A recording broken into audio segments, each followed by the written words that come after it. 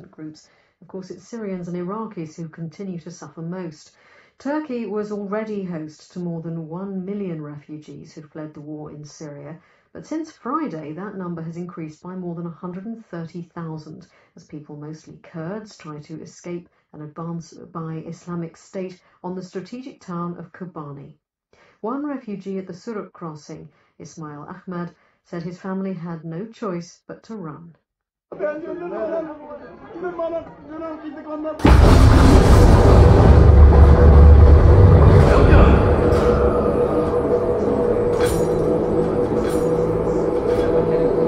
the right path.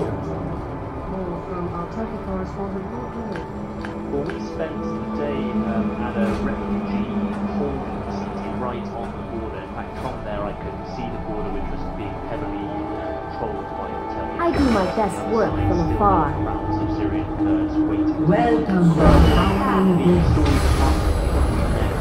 One lady who was there with her 1 day old yesterday. Never lose And focus. then she crossed the border overnight. Imagine the desperation that she felt. And of course, it fears generations. I won't lead us astray. 78 members of her family, and she said her entire village had been torched and burnt to the ground. Minions are strong. Left there.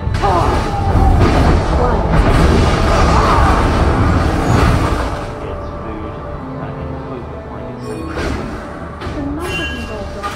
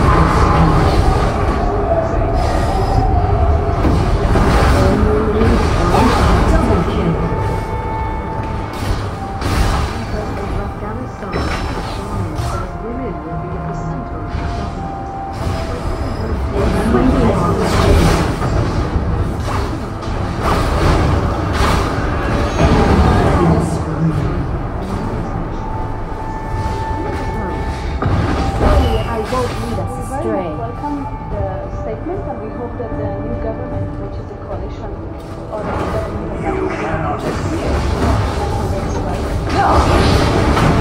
Stand together. they got the legitimacy almost by women who were voting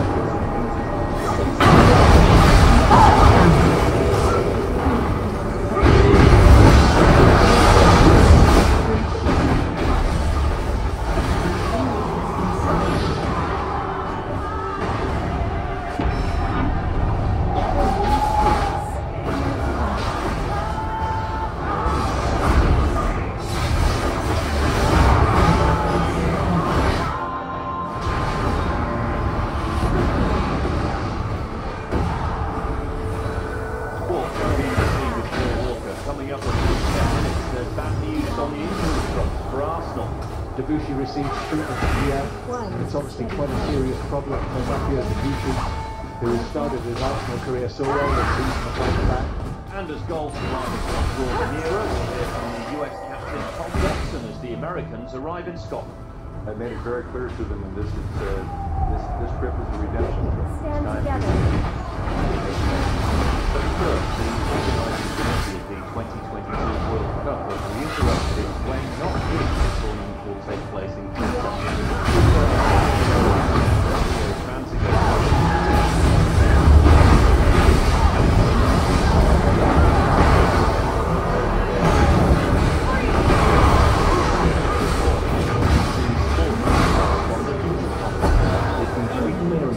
Qatar will host the FIFA World Cup in 2022, despite the comments of Dr. Zwanziger. The only question now is when, not if. Summer or winter, we will be ready, and then they go on to give a whole bunch of reasons. So Qatar, I think, reflecting that they've got a fight on their hands to keep hold of this World Cup. There is a clear body of opinion that we need to back World Cup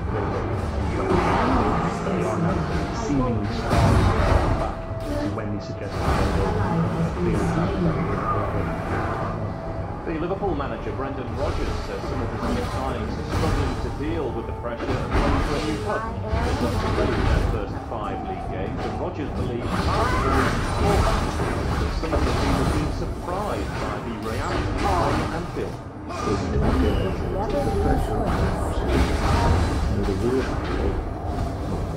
The jersey here was, I said it when I first came in, it's a heavy jersey.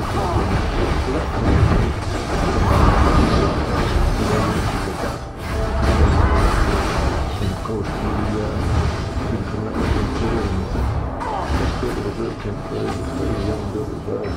We don't have too many really experienced players that have been covering at this level at this point for so many years.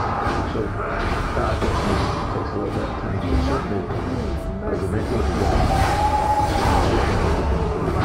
Arsenal manager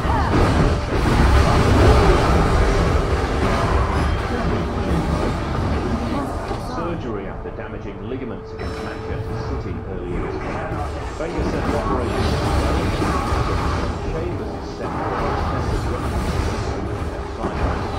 there is some good news for Theo Walcott set to return to action in October after 10 months out with a knee injury. He's likely to make his comeback from that knee problem after the international break next month. The former Netherlands international striker Jimmy Floyd Hasselbank believes Louis van Gaal has paid the price for not signing an experienced central defender before the transfer window closed. Sunday's 5-3 defeat to Leicester City highlighted United's defensive frailty. Rio Ferdinand and Manu Hasselbank said Van Gaal knew he had a problem when he took the job, but wasn't able to fix it. I know for sure that he wanted to sacrifice or somebody there who could organize it. But the only thing that I can think of is he could not get who he wanted, and he's not going to buy somebody who just make up the numbers.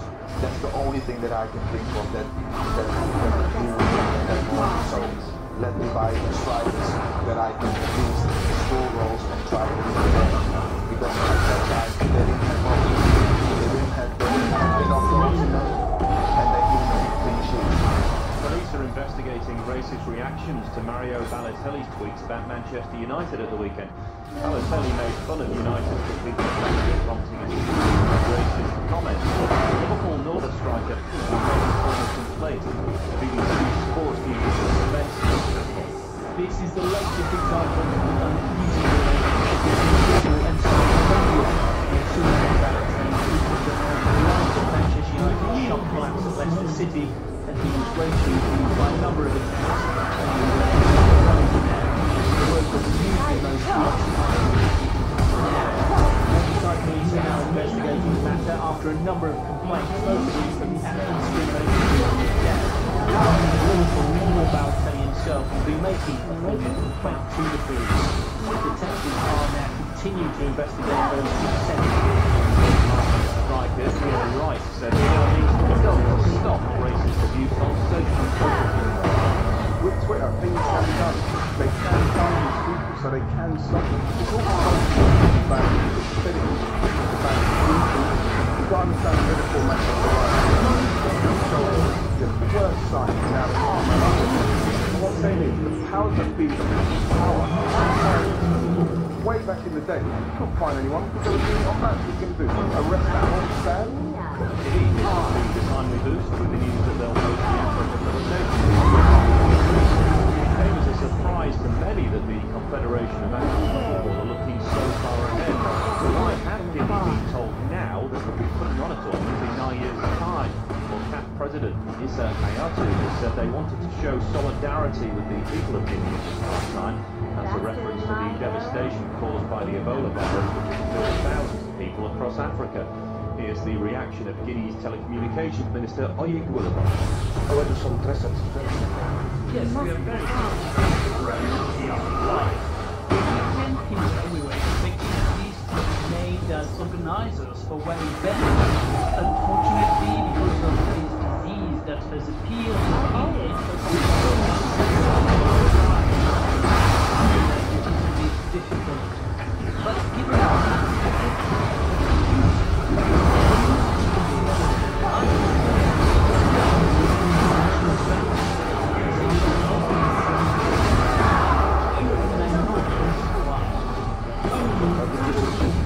Europe's Ryder Cup captain Paul McGinley says his side should embrace their favourite tack ahead of the tournament, which starts on Friday. McGinley has been one of his number one of the world's press. American says it's about managing the memories of the diamond. I've made it very clear to them, and this trip is a redemption trip. That those players who played in that team, many of them are on this team. It's time to make amends. Try to redeem yourselves from what happened in 2012. And I think it's a motivation rather than a negative. We've won 2 out of 9 sessions in the last 2 Ryder Cups, and yet we won both Ryder Cups, and we've been very fortunate to win those Ryder Cups. The 2 sessions we did win, we won by huge numbers, and that's why we ended up winning. So I'm aware of that. I'm really aware of that, and so are the players. And again, it's another warning signal that this is not going to be a case of turning up and all this talk about us being really big players. Far from it. This is a very strong American team, and we're going to win this Ryder Cup. We're going to have to play incredibly well. One of the leading wheelchair athletes has criticised the International Paralympic Committee's decision to move the 2015 World Championship from Qatar. The event has been brought forward by 4 weeks and now clashes with lucrative elite marathons in Boston and Chicago. Josh George has written to the IPC expressing his concerns after this, and he's told the BBC that athletes are being forced to make a very difficult choice. It's really a shame that the IPC is putting the impetus on the athletes to have to make that type of decision. Because on the one hand, we make a living as athletes by running these marathons. This is our livelihood. But on the other hand, we do have a strong allegiance to our national governing bodies. And we do want to support our national governing bodies. And in World Championships, this particular one in 2015, performances in those championships determine the slots that our national teams will get for the games, for the Paralympic Games in Rio. And so it's really a tough decision that athletes will have to make, and it's a shame that the IPC is putting the impetus on the athletes to have to make those decisions. And Roger Federer has replaced Rafael Nadal in the inaugural International Premier League tennis lineup. Nadal has withdrawn as he plans to use the off-season to prepare for the 2015 tournament after a year interrupted by injuries.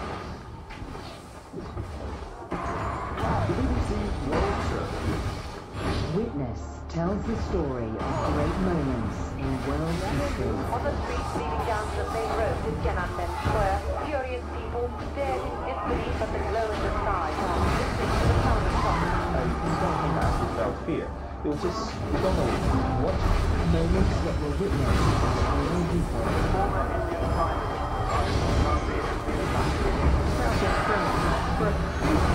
And then everybody started to stampede around the direction. Moments that shaped real lives. I knew I was on the bottom. That was all. So we just lived for the day. History told by the people who were there. I thought I had had a rendezvous with my destiny. Witness on the BBC World Service every day.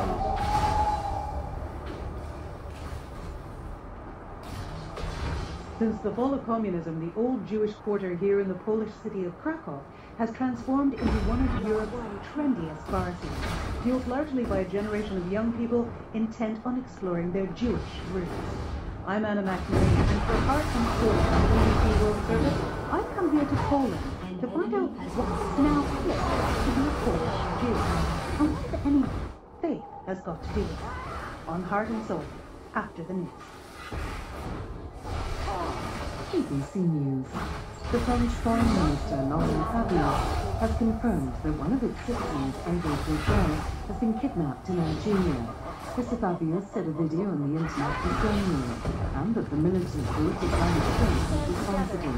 The kidnappers have demanded that France cease its attacks in Iraq against Islamic State. A court in the United States has found that Jordan-based Aram liable for knowingly supporting terrorism by transferring funds to the Palestinian militant group Hamas. The jury decided Arab Bank must compensate victims of a number of attacks carried out in Israel and the Palestinian territories. The bank says it will appeal. The Rockefeller family, which made its vast fortune in the oil industry, says its multi-million-dollar criminal profit organization is planning to divest from fossil fuels and reinvest in clean energy. The announcement was made on the eve of the UN Climate Change Summit. Prosecutors in the United States say a man who broke into the grounds of the White House on Friday had 800 rounds of ammunition as well as weapons in his car. Omar bin Salah, a decorated veteran of the Iraq War, was carrying a knife when he was stopped by security officers after scaling a fence. Another policeman was died after being on hunger strike for more than 300 days. Nanda Prasad Adhikari was demanding action against those involved in killing his 18-year-old son during the Civil War, widely alleged to be insurgent minds. A dispute broke out between the Ecuadorian government and the Galapagos Islands over the ownership of the preserved area of Lone St. George, the last known individual species of Galapagos giant tortoise surviving in the tribe. The Ecuadorian government says once it's been returned to New York, it's going to be kept for people. The Galapagos local mayor says the country should Jews have a history in Poland that goes back to 70 years. But in more recent years, the Holocaust and communist rule have had a huge impact on Judaism. Now, though, more and more young Jews are exploring their family's past and rediscovering their faith. Anna McNamee has travelled to Krakow, for Heart and Soul, to witness the renaissance of the generation unexpected.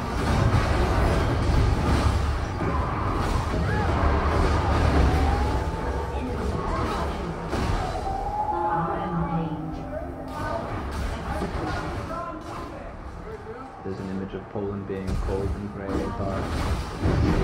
A lot of places, especially Krakow. Yeah, people that traveling over this idea that the society is others and everything. After we entered the European Union, people got more mobile, they started to travel. I think now it's modern to be Jewish or to just people are searching for Europe. There are many other Jews in Poland. I'm voted here, and wherever I go, I'm the oldest person anywhere I am. I think there's a really big interest in the Jewish culture and the Jewish life among I think Krakow today is Poland to a large extent in tourist crisis. I think right now, I think Jewish culture. There's a report of what many are calling the Jewish renaissance.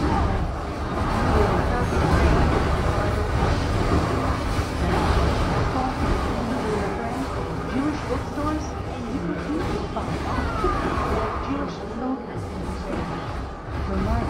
even though where Jewish life was all but extinguished by the Nazis during World War II, before what remained was driven underground by communism. And that's why I've come here to find out what the Jewish Renaissance is, and what, if anything, faith has got to do with it.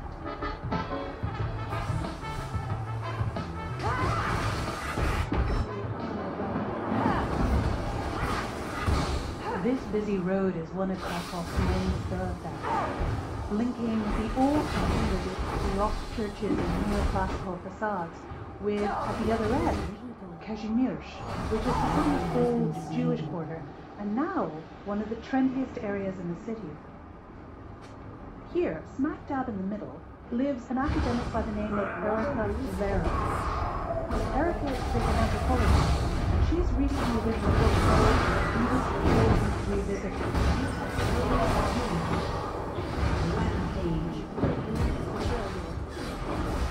I mean, I think Poland for Jewish communities worldwide is an incredibly potent symbol of Jewish tragedy, representing an anti-Jewish place. I suppose I expected Poland to be dark as it is, whether in terms of architecture, and you recognize Jewish quarter there. It's terrific. There are all these stars, there are all these young people walking around.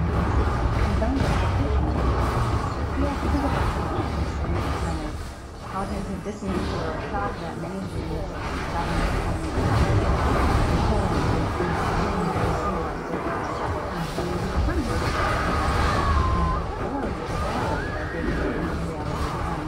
that includes flowers and young people. Just like happened, aerobics